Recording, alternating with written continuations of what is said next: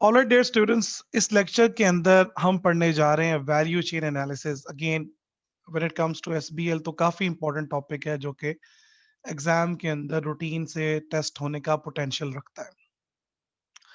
Reason for this is कि ये बहुत जो है वो करंट वर्ल्ड का टॉपिक है कि आप देखें कि बिजनेस की मार्केट के अंदर या बिजनेस एनवायरनमेंट के अंदर कंपटीशन जो है वो बहुत स्ट्रांग होता जा रहा है और एक कंपनी जो है वो दूसरी कंपनी पे कंपेटिटिव एज लेने की हमेशा कोशिश करती है कि फॉर एग्जांपल ए कंपनी है तो उसको बी कंपनी पर प्रेफर किया जाए या बी कंपनी है तो उसको सी कंपनी पर प्रेफर किया जाए।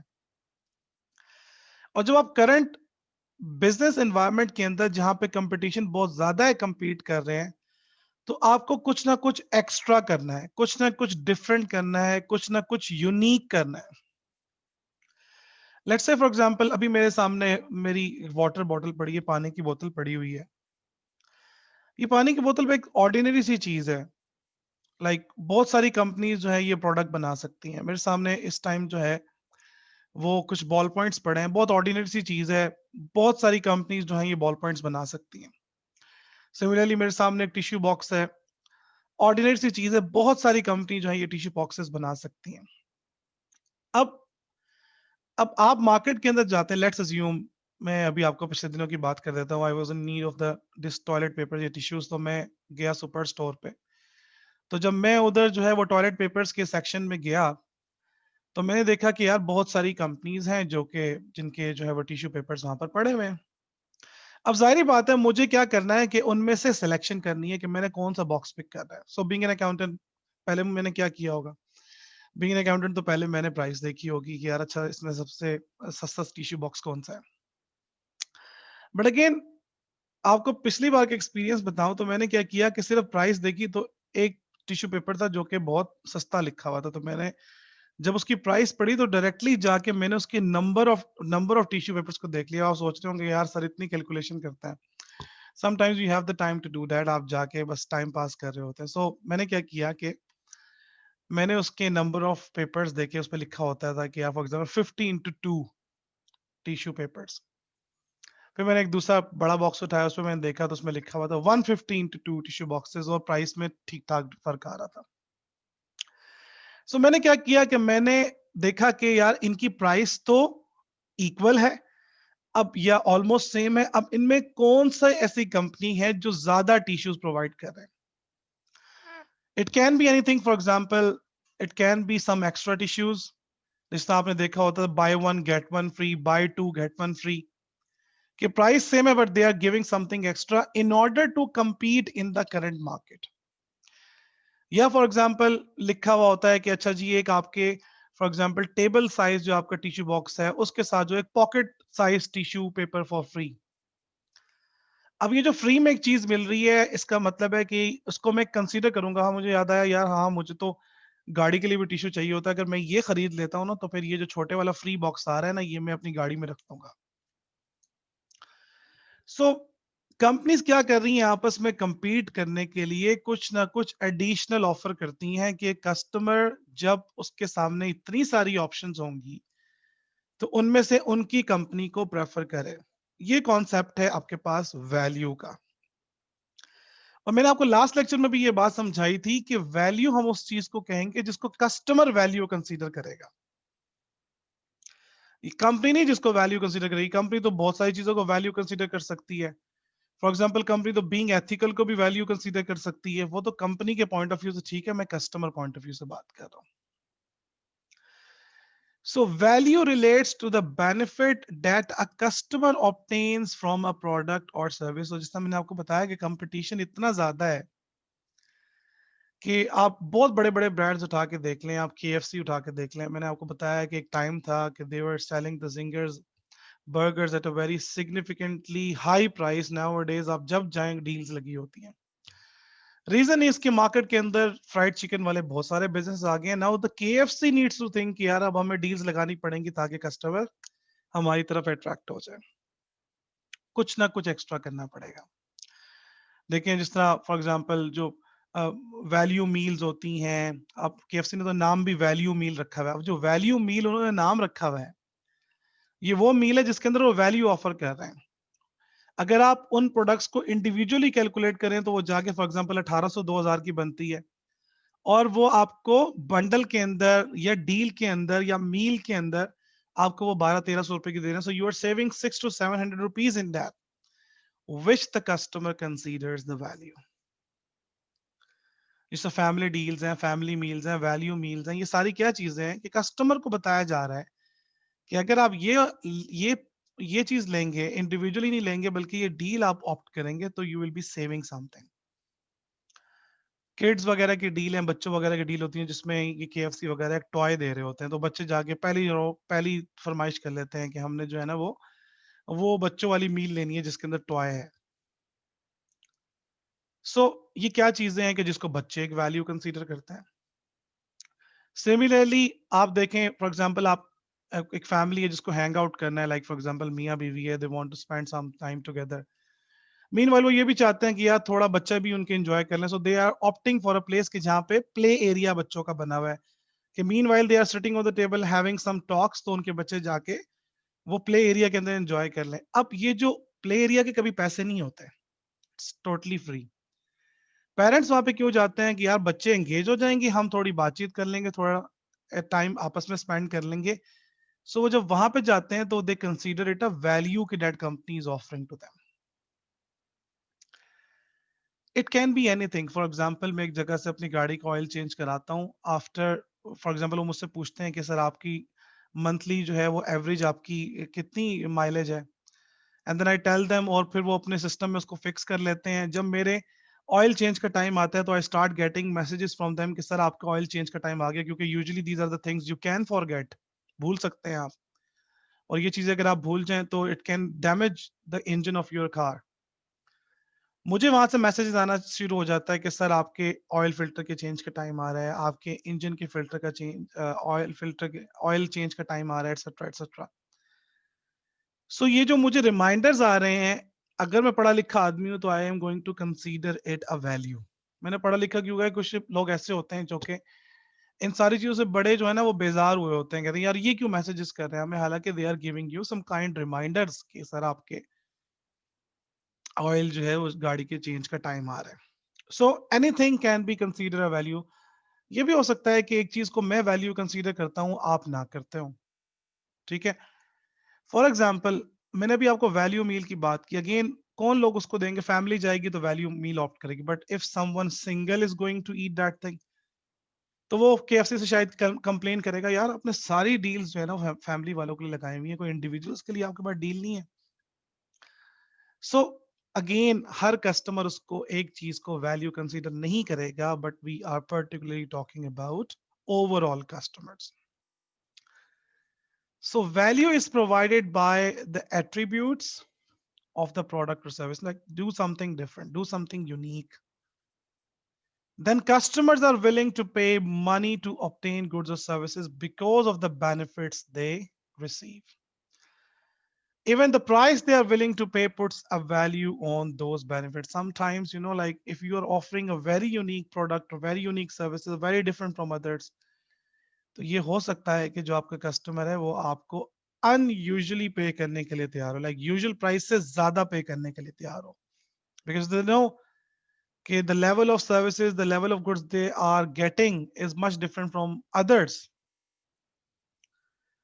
The only reason why a customer should be willing to pay a higher price than the lowest price in the market is that he sees additional value in the higher price product and is willing to pay more to obtain the value.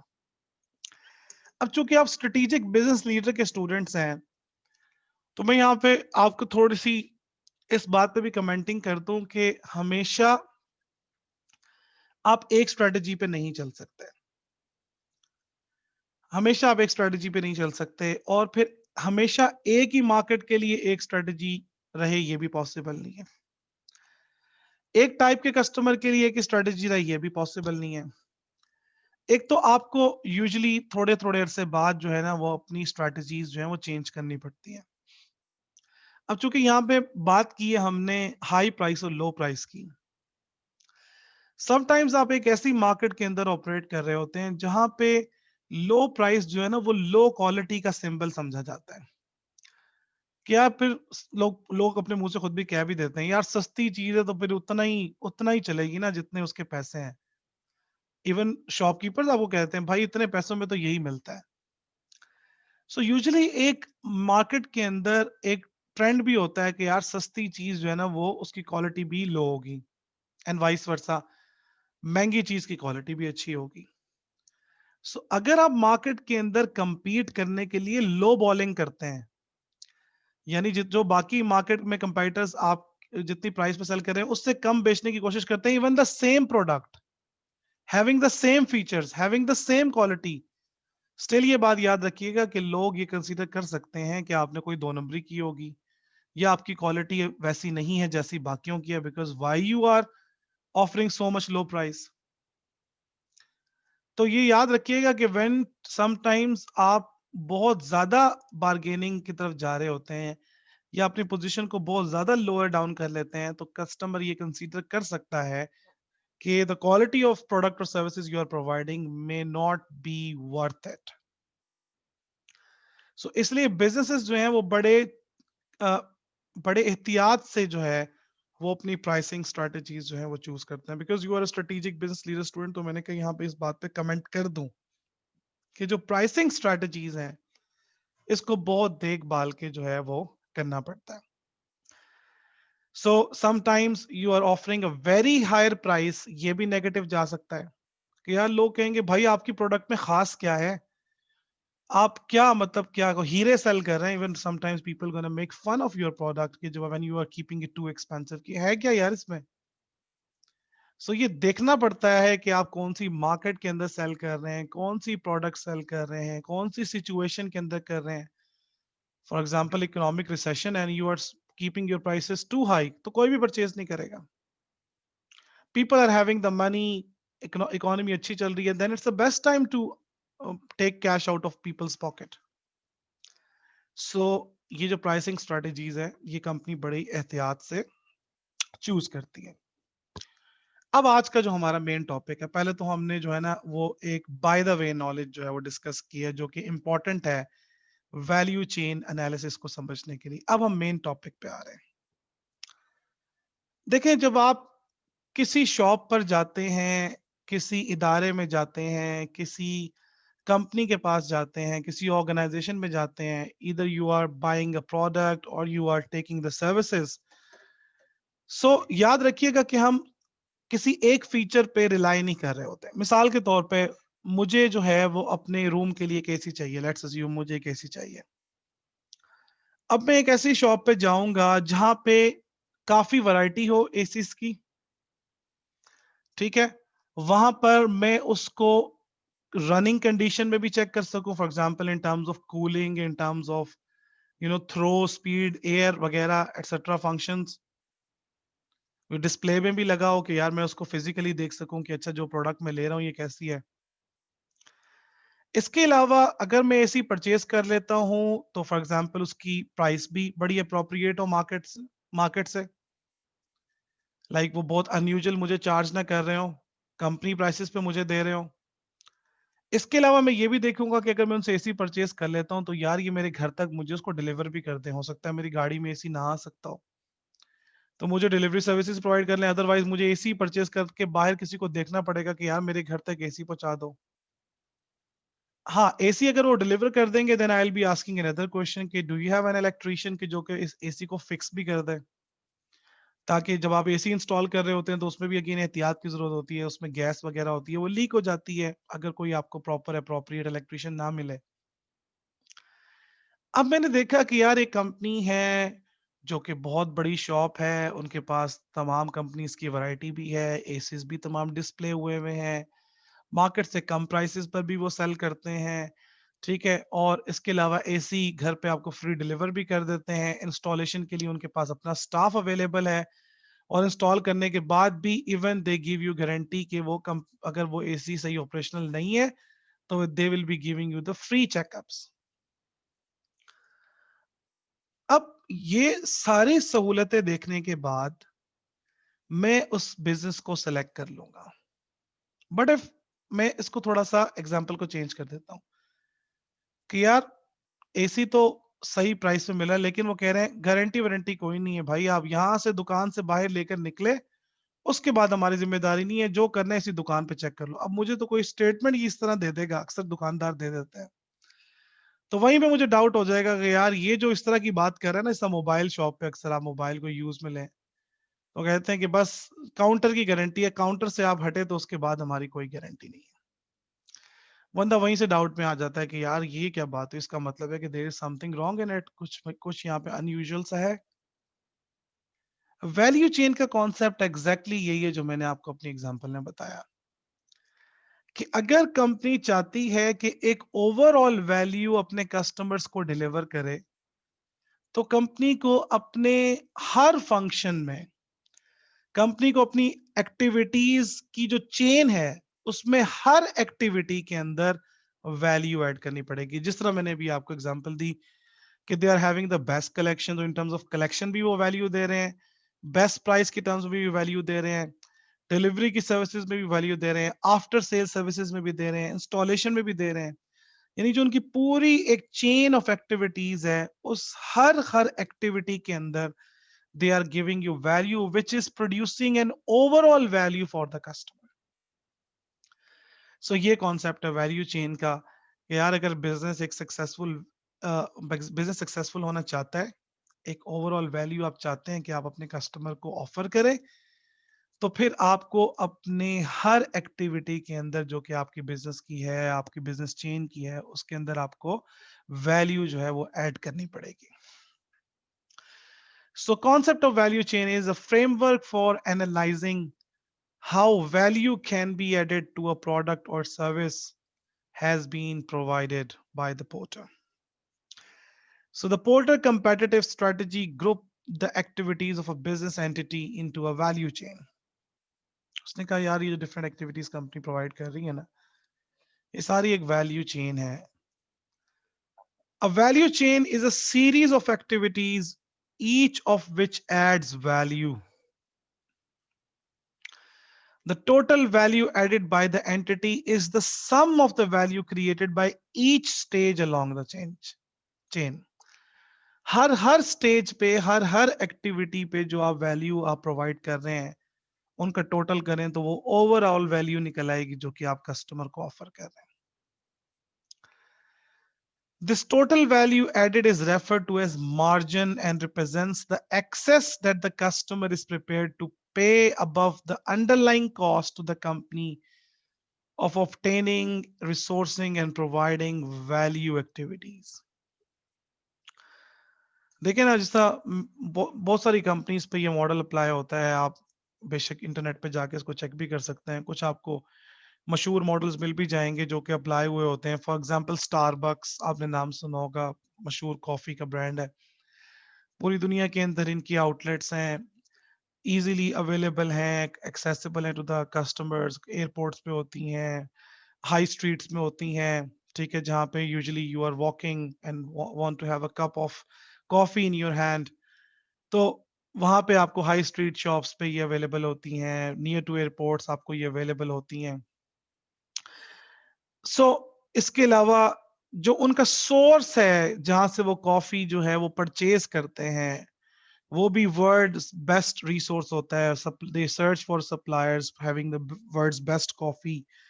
और फिर उसके बाद जो आपको पता है, usually coffee directly तो use नहीं होती, रोस्टेड कॉफीज होती हैं उसमें, उसमें उनकी proper they are having the best machinery for it, कि उसको जो प्रॉपर एक जो है वो ड्रिंकेबल फॉर्म में आप लेकर आते हैं या रोस्ट करते हैं कॉफीज को, फिर then having different flavours, for example hazelnut and blah blah ब्ला।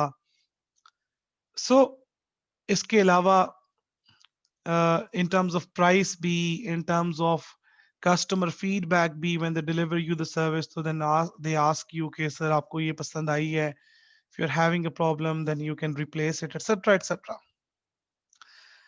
बहुत सारी कंपनीज में आपको ये मॉडल इस तरह अप्लाई हुआ मिल जाएगा, क्योंकि हर कंपनी ये कोशिश करती है आजकल के कंपेटिटिव एनवायरनमेंट में कि हम अपनी तमाम एक्टिविटीज के अंदर जो है वो वैल्यू ऐड करते हैं।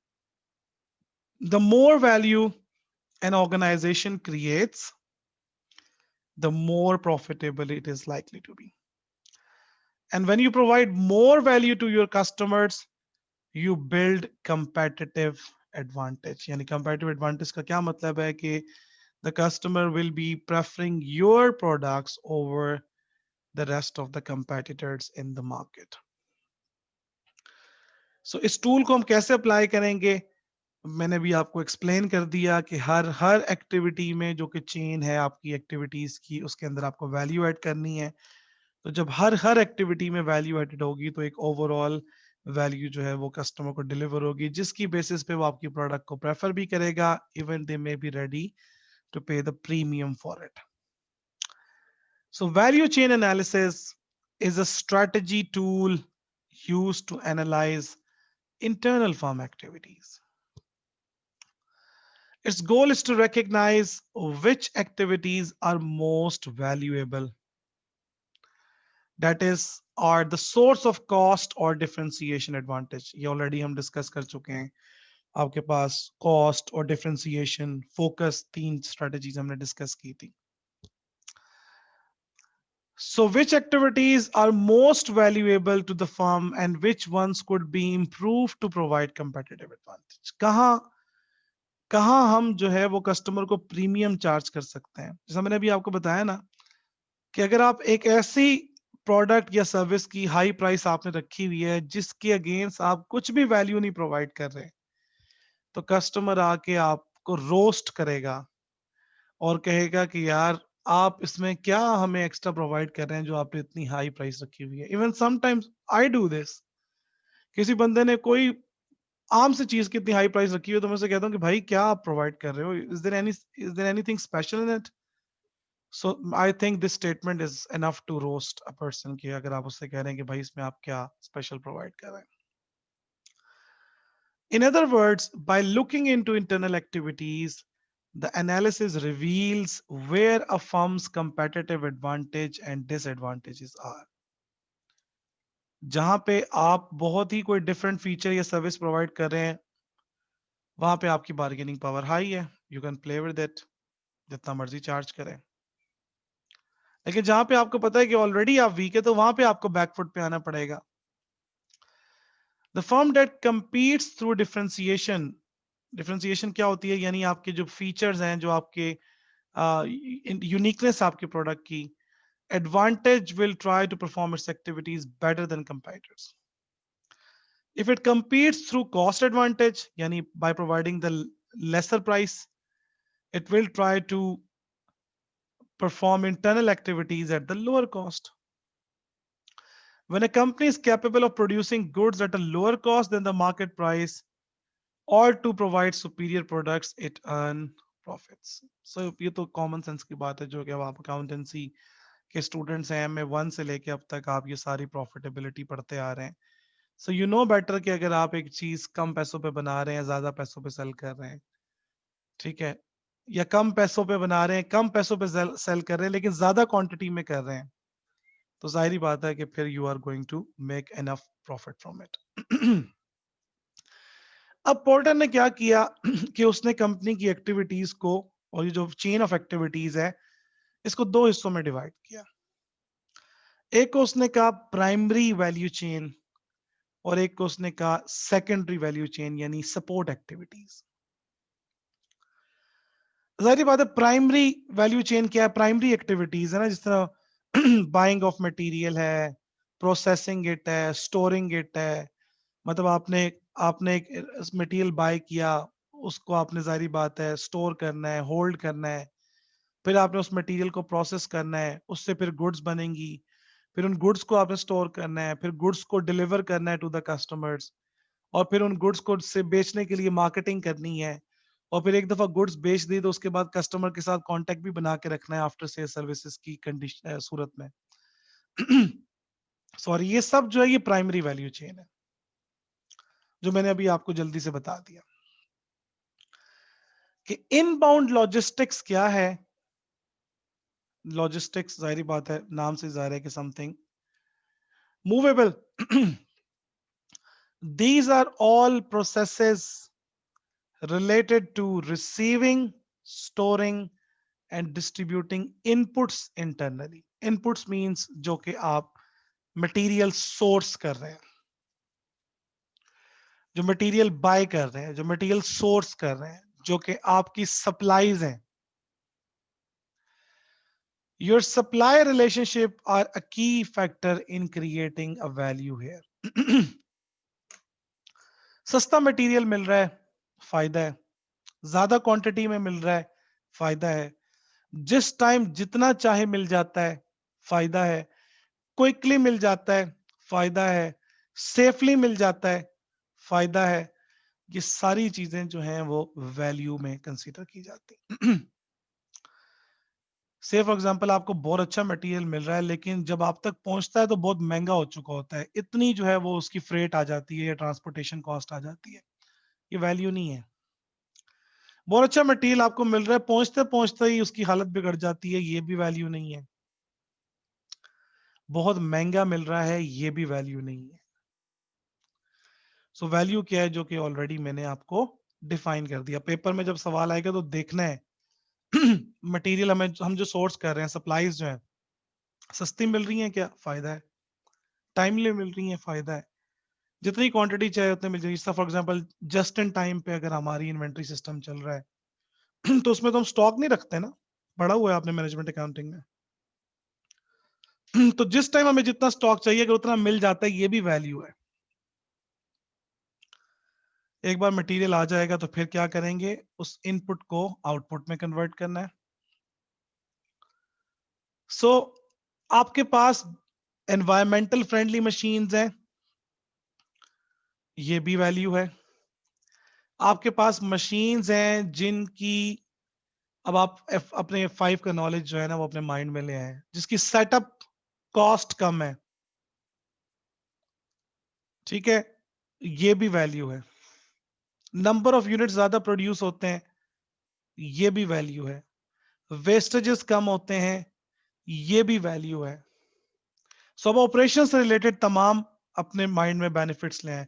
So these are transformation activities that changes inputs into outputs that are sold to the customer. And here your operational systems create value. Machines, कितनी अपडेटेड मशीन्स हैं, कितनी एनवायरमेंटल फ्रेंडली है, कार्बन डाइऑक्साइड एमिशन कम है, value है. Setup cost कम है, value है. ज्यादा quantity में प्रोड्यूस कर रहे हैं, वैल्यू है. लोअर कॉस्ट में प्रोड्यूस कर रही है, वैल्यू है. ओके जी, ऑपरेशंस भी हो गया. अब आउटबाउंड लॉजिस्टिक्स, प्रोडक्ट बन गई, कस्टमर को डिलीवर करना है. अपना डिस्ट्रीब्यूशन सिस्टम है, वैल्यू है. अच्छे डिस्ट्रीब्यूशन सिस्टम की एक्सेस है, वैल्यू है. लोअर कॉस्ट में कस्टमर को डिलीवर हो जाता है, वैल्यू है. जिस तरह आजकल आप देखें ना कि लोग लोग क्या करते हैं फॉर एग्जांपल एक प्रोडक्ट है 700 रुपीज की और लिखा हुआ है फॉर एग्जांपल डिलीवरी चार्जेस 200, तो लोग कहेंगे नहीं यार बहुत, अब 700 की चीज लो, 200 रुपए डिलीवरी चार्जेस दो, इतनी महंगी पड़ जाती है. और यही आप लिख दें 900 फ्री डिलीवरी, लोग कहेंगे वाह वाह यार देखो इसके साथ फ्री डिलीवरी है. It's all about marketing your product जो कि अगले स्टेप पे आ रहा है. लेकिन अगेन अगर आपके पास ये एक्सेस है कि आप कस्टमर को क्विकली डिलीवर कर सकते हैं, टाइमली डिलीवर कर सकते हैं, सेफली डिलीवर कर सकते हैं, विद प्राइवेसी डिलीवर कर सकते हैं, कम पैसों में कम कॉस्ट में डिलीवर कर सकते हैं, तो ये सब चीजें वैल्यू है. अच्छा, फिर जाहिर बात है प्रोडक्ट बेचने के लिए मार्केट तो करना पड़ेगा. मार्केटिंग स्ट्रेटजीज, अब इसकी कोई हद नहीं है. Marketing strategies can be anything. आजकल स्ट्रेटेजिक मार्केटिंग है, मार्केटिंग के जो कन्वेंशनल टूल्स हैं वो चेंज हो गए. जैसे आपने देखा होगा आजकल बहुत सारी कंपनीज जो है वो डायरेक्टली, जो पहले मार्केटिंग पे अरबों रुपए लगाते थे ना, now they are directly delivering the money to the customers. HBL का कार्ड है आपके पास तो आज 50% ऑफ है. UBL का कार्ड है तो जनाब 75% ऑफ है, ठीक है. इसके अलावा आपके पास फॉर एग्जांपल अल्फला का कार्ड है तो आज 100 रुपीज का जिंगर है, जो कि KFC का अराउंड 500 रुपीज का है, तो 100 रुपीज पे भी लगाया हुआ है कि अगर आपके पास, अगर आप अल्फला कार्ड से पे करें, होगा क्या. फॉर एग्जाम्पल आप KFC गए, अगेन आज मेरी एग्जांपल में ज्यादा KFC आ रहा है। फॉर एग्जांपल आप KFC गए, उन्होंने कहा कि सर अगर आपके पास अल्फला का कार्ड है तो फिर उस पे ऑफर लगी हुई है। दिन में कितने कस्टमर्स आएंगे, सबको अल्फला के बारे में बताएंगे। अल्फला की मार्केटिंग हो रही है। पहले अल्फला वालों को क्या करना पड़ता था, एक बिल बोर्ड लेंगे, अरबों रुपया उस पर लगाएंगे, कमर्शियल लेंगे जिसमें किसी सेलिब्रिटी को हायर करेंगे, उसको जनाब लाखों रुपया देंगे। तो फायदा क्या हो रहा है, कस्टमर तक तो कुछ नहीं पहुंच रहा। लेकिन अगर आप ये करें कि अगर आपके पास अल्फला का कार्ड है और उस पर 100 रुपए का जिंगर मिल रहा है, 2-3 दफा आपने जब ये ऑफर मिस की ना, चौथे दिन आपने बैंक पहुंच जाना है कि यार सारी ऑफर्स अल्फला पे ही लगती हैं, आज जाके अल्फला का बैंक अकाउंट खुलवा ही लेता हूँ। सो इससे क्या होगा, अब ये दिस इज अ स्ट्रेटजी कि how they are marketing their products. So these are the processes to use to persuade clients, convince clients to purchase from you instead of your competitors. Persuade का मतलब होता है कि giving them a logic कि यार वो क्यों आपकी प्रोडक्ट परचेज करें, the benefits you offer and how well you communicate दम। अब परसुएड करना पड़ेगा, यहाँ पे लॉजिक देनी पड़ेगी उन्हें कि भाई क्यों आपकी प्रोडक्ट, क्यों बाकी क्यों नहीं। वो फीचर्स जो आपकी प्रोडक्ट के यूनिक है, वो यूनिक सेलिंग पॉइंट्स जो है ना आपके, वो उनको बताने पड़ेंगे, उसको मार्केट करना पड़ेगा। सर्विस,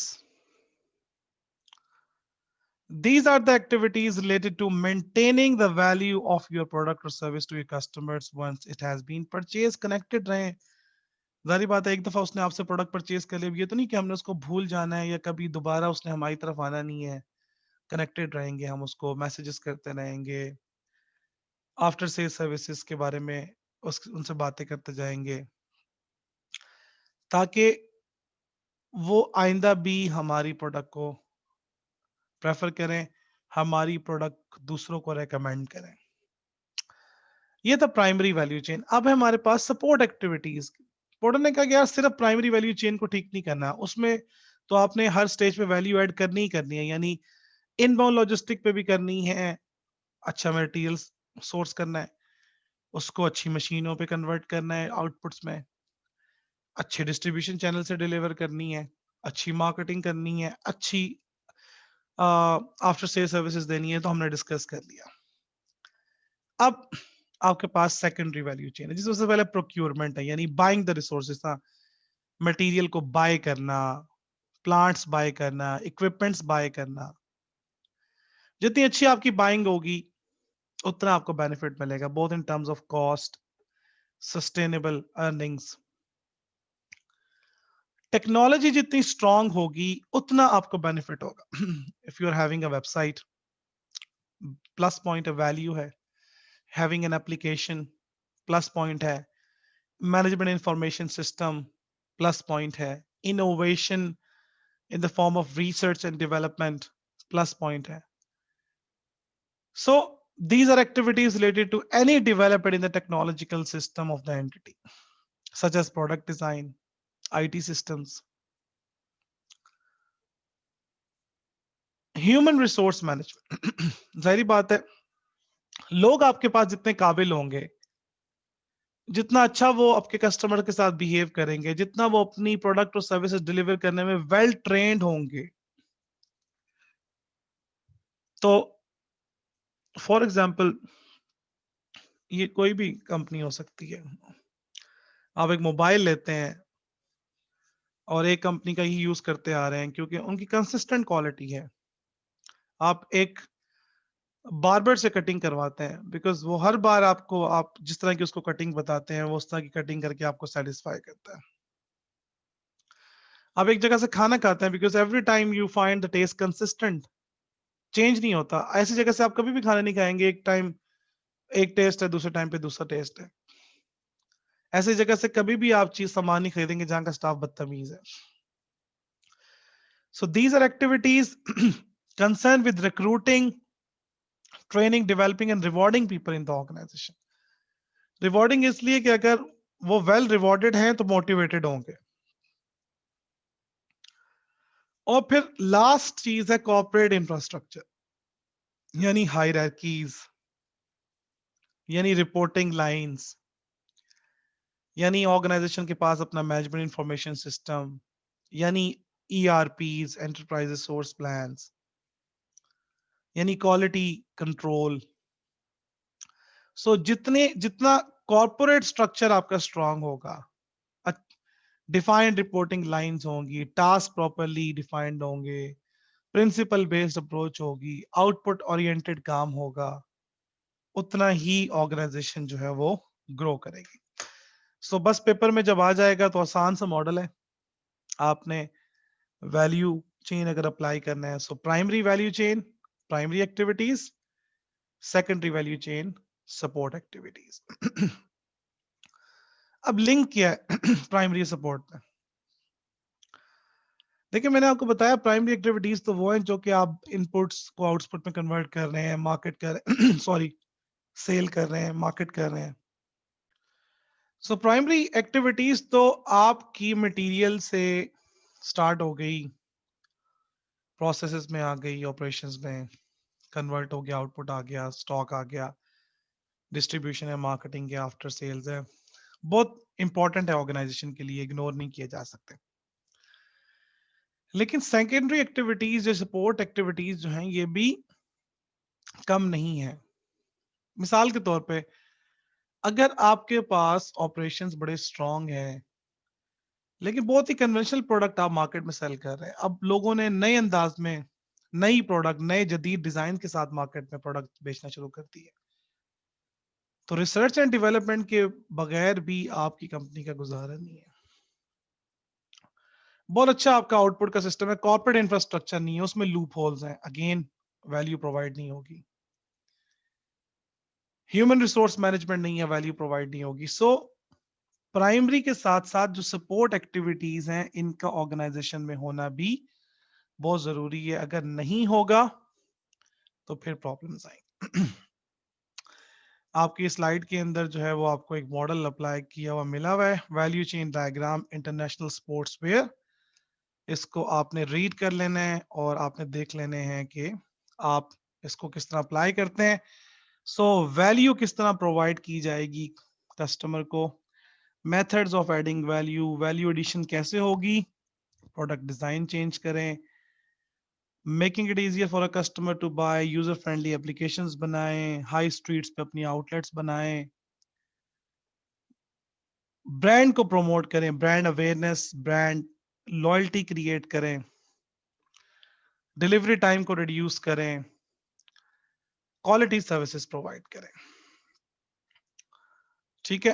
और यूजिंग द टूल मैंने आपको बताया कि अब आप वैल्यू या तो कॉस्ट लीडरशिप से भी प्रोवाइड कर सकते हैं, जिस तरह मैंने अभी आपको एग्जांपल्स भी दी, और फिर आप डिफरेंशिएशन से भी दे सकते हैं कि यानी जिस तरह मैंने स्टारबक्स वगैरह की आपको एग्जांपल प्रोवाइड की, ऑल दो मतलब बहुत बेस्ट कॉफी प्रोवाइड कर रहे हैं but these are expensive once.